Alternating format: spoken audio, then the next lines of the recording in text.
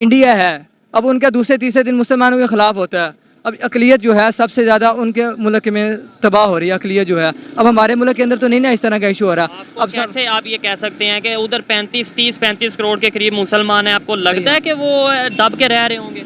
दब के अब दूसरे तीसरे सोशल मीडिया का दौर है और मतलब ये अब हर किसी को अपने राइट का पता है कि कैसे लेना है कैसे नहीं। आपको लगता है दब के रह रहे होंगे? अक़लियत हमेशा दब के रहती है, चाहे कहीं पे भी, चाहे कहीं पे भी, चाहे पाकिस्तान के अंदर उनके राइट्स हैं। हमारे कुछ भी होता है, हमारी हुकूमत जो है उनको फुल सपोर्ट कर रही होती है, हमेशा फुल सपोर्ट कर रही है, चाहे कोई भी गवर्नमेंट के अंदर क्यों ना हो, फुल सपोर्ट होती है उनको और उनके पूरे राइट्स का हमेशा ख्याल रखा जाता है हमारी कंट्री में। आपने कहाँ से बोला था, किस एरिया से बिलोंग करते? हम चोलिस्तान से आए हैं। हिंदू कम्युनिटी भी रहती है? जी रहती है। आपको लगता है कि वो बिल्कुल उन्हें मुकम्मल राइट मिलते हैं? नहीं, ईमानदारी से बताइएगा। नहीं मिलते, उनको भी नहीं मिलते।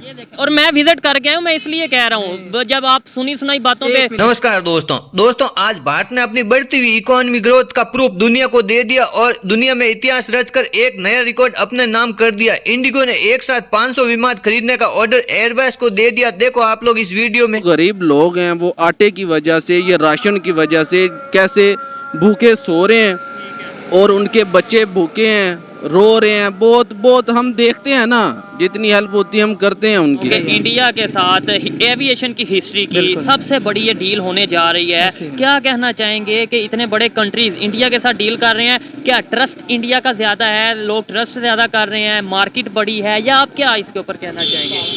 पहली बात तो उनकी इन्वेस्टमेंट ज़्यादा होती है, दुनिया का रुझान ज़्यादा है उनकी, हर चीज़ उनकी अच्छी है, इंडस्ट्री उनकी अच्छी है, IT उनकी अच्छी है, अब ऑटो उनका बहुत अच्छा है, बहुत ज़्यादा।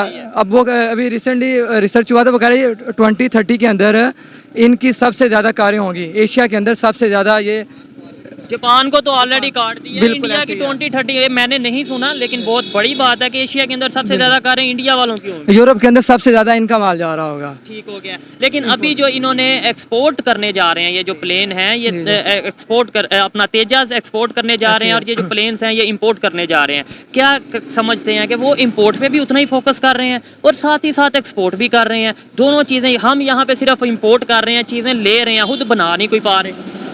हमारे लोग जो है ना एक दूसरे की टांगे खींचते हैं, जब तक टांगे खींचना नहीं बंद करेंगे हम तरक्की नहीं कर सकेंगे। अब एक बंदा कुछ अच्छा काम करने की कोशिश कर रहा होता है, वो दूसरा उसको खींचने लग जाता है, हाँ जी आप क्यों कर रहे हो जी। हमारे अदारे बहुत ज़्यादा ख़राब हैं। अदारे इंडिया वालों ने कैसे रिलेशन बेहतर किए और उनकी जो पब्लिक बेहतरी की तरफ आई है? अगर जैसे आप बोल रहे हैं कि भाई वो IT में आगे हैं, टेक्नोलॉजी में आगे हैं, बहुत से फील्ड्स में आगे हैं, वो कैसे आगे चले गए? ये एक सवाल है, ये हर एक यूथ से मैं पूछता हूँ कि यार आपको पता क्या है कि वो कैसे आगे चले गए? सबसे पहले वो ऐसा बंदा रखते हैं जो काम करने वाला हो उसके ऊपर। अब IT वाला है तो IT वाला बंदा होना चाहिए। अब हमारे ऐसा होता है जी IT वाला डिपार्ट IT वाला है, लेकिन हमारा जो मिनिस्टर होता है वो ऐसे ही होता है, पढ़ा लिखा भी नहीं होता है, ऐसी डिग्री लेके फिर रहा होता है। अब हमारी यूथ जो है, अब रिसेंटली रिसर्च था कि बहुत सारे ऐसे हैं जो डिग्री करके बैठे हुए हैं लेकिन बेरोजगार हैं। अब बाहर को जाने का सोचते हैं, हाँ जी बाहर जाना है जी, हमने जो हमारा पैसा है हम बाहर स्मगलिंग कर देते हैं जी, पैसा लगाते हैं जी, बाहर जाना है जी, दुबई जाना है जी, फलां जाना है जी, पैसे कमाने जाना है जी। इधर हम पाकिस्तान में स्कोप या पाकिस्तान में होप नजर कम आ रही है। दूसरे एजुकेशन के ऊपर हमारा जो एजुकेशन डिपार्ट है ये वैसे हमारा उस तरह काम नहीं कर रहा जी सर। हम पैसा बनाया हुआ हमने, हाँ जी इससे पैसा कमाना है जी बस, और उस तरह हम ना एजुकेशन हमारा मेयार वैसा है ना हमारा दूसरा मसला, अब पे नहीं दे रहे हम जी, हम टाइम के ऊपर। अब हमारे पंजाब के अंदर है जी 1 लाख से ऊपर हमारे टीचर रिक्वायर हैं जी डिपार्ट के अंदर, लेकिन वो नहीं कर रहे जी, क्योंकि उनके पास उतना बजट नहीं है जिसकी वजह से वो कर पाए। अच्छा, बात करते हैं कि चाइना से हम भी बहुत सी चीज़ें लेते हैं, बहुत इंपोर्ट करते हैं चाइना से, इवन US से इंपोर्ट करते हैं। कभी ऐसे प्रॉपर लिखा नहीं आया किसी प्रेसिडेंट की तरफ से या किसी प्राइम मिनिस्टर की तरफ से कि भाई हम पाकिस्तान का शुक्रिया अदा करते हैं इतनी बड़ी डील पर। लेकिन फ्रांस के जो प्रेसिडेंट हैं या इसके अलावा अगर बात करें ओवरऑल, वो UK के प्राइम मिनिस्टर हैं, वो थैंक यू बोल रहे हैं, प्रॉपर ट्वीट कर रहे हैं, ये सोशल मीडिया पे चीज़ें वायरल हो रही हैं कि वो इंडिया का शुक्रिया अदा कर रहे हैं। हम अच्छे को अच्छा नहीं ना कहते, जब अच्छे को अच्छा कहेंगे तो फिर हम आगे जाएंगे। अब वो इंडिया है, ठीक है अच्छा है कंट्री, लेकिन हम उनसे भी ज़्यादा अच्छे हैं। अब 90s के अंदर हम जाएं तो हम बहुत अच्छे थे, बिल्कुल। हमारी 90s नहीं, थोड़ा और पीछे चल जाएं, 70s या 60s 70s की बात करें, तब हम कह सकते हैं कि हम उनके साथ मुकाबला कर पा रहे थे ग्रोथ के हवाले से। ऐसे ही है। लेकिन जब से माशाल्लाह हमारी हुकूमत, अब वो एक चीज़ है ना कि हमारे अब 5 साल पूरे नहीं करने दे रही, बिल्कुल, ये जब तक 5 साल पूरे नहीं होंगे हमारी एक गवर्नमेंट के, तो तब तक वो क्या करेंगे जी। हम कहाँ पे फॉल्ट आया आपके ख्याल में? यूथ क्या समझती है, पाकिस्तान का स्टूडेंट क्या समझता है, कहाँ पे फॉल्ट आया? 60s या 70s में हम उनके साथ चल रहे थे। ग्रोथ की बात कर रहा हूँ कि हमारी करेंसी भी ऑलमोस्ट बराबर थी, ओवरऑल हमारा GDP भी ऑलमोस्ट सेम था या आगे पीछे था। अब एशियन टाइगर भी हमें कहा जाता था, अब हम मजाक बने हुए हैं और वो दुनिया की 5th लार्जेस्ट इकॉनमी बने हुए हैं। कहाँ पे आके हम मिस कर गए, कहाँ पे आके हमारी जो पॉलिसीज़ हैं वो गड़बड़ होना शुरू हो गई? जब हमने खुद की जेब भरना शुरू कर दिया, ख़जाना खाली कर दिया है, कौमी ख़जाना खाली है हमारा।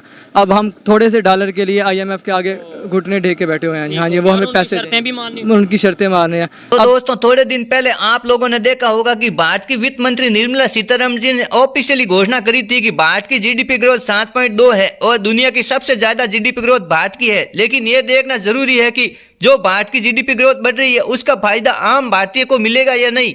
कई बार ये भी देखा जाता है कि देश की GDP तो बढ़ रही है लेकिन उस देश के लोगों को बढ़ती GDP का फायदा नहीं मिलता। लेकिन आप इस वीडियो से आप लोगों को पता चलेगा आप लोगों को भारत की बढ़ती GDP का फायदा कितना मिलेगा और कैसे मिलेगा। दोस्तों आज एक ऐसी न्यूज आई है दुनिया को हैरान कर दिया। भारत ने एक नया इतिहास लिख दिया और नया रिकॉर्ड अपना नाम कर दिया। दोस्तों फरवरी माह में एयर इंडिया ने $70 अरब के 470 विमान का एयरबस को और बोइंग विमानों को खरीदकर ऑर्डर पर साइन किए थे और यह दुनिया का सबसे बड़ा ऑर्डर था और भारत ने यह रिकॉर्ड बनाया और अपने नाम किया।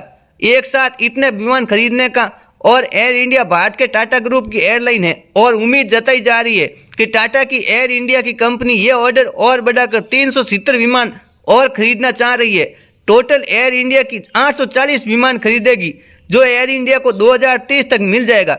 इनको लोगों को एक साथ एक स्थान से दूसरे स्थान पर छोड़ने के लिए काम में लिया जाएगा। इन्हें सिविलियन एयरक्राफ्ट भी कहते हैं। उस समय ये डील दुनिया की सबसे बड़ी डील थी और दुनिया को चौंका दिया एयर इंडिया ने और दुनिया में खूब हल्ला मचा टाटा ग्रुप की एयर इंडिया की इस डील से। और इस डील ने दुनिया को संकेत दे दिया कि भारत आने वाले सालों में सुपर पावर बनेगा और दुनिया में अपना परचम लहराएगा। और आज भारत अपने इस विशाल रिकॉर्ड को खुद ही तोड़ने जा रहा है और इंडिगो एयरलाइन 500 विमानों की एक साथ खरीदी करने जा रही है और एयरबस को 500 नैरो प्लस बॉडी विमानों का ऑर्डर दिया है जो लगभग $80 अरब में खरीदेगी और ये आज तक के इतिहास की सबसे बड़ी डील होगी और पूरे विश्व की एक साथ इतने विमान खरीदने की पहली डील होगी। और इन कंपनियों ने इतने ज़्यादा भारत में विमान खरीदने के पीछे कारण है कि भारत आगे बढ़ रहा है। लोगों की आमदनी बढ़ेगी तो लोग घूमने के लिए अपने परिवार के साथ जाएंगे या अपने बिजनेस के लिए एक शहर से दूसरे शहर, एक राज्य से दूसरे राज्य में जाएंगे।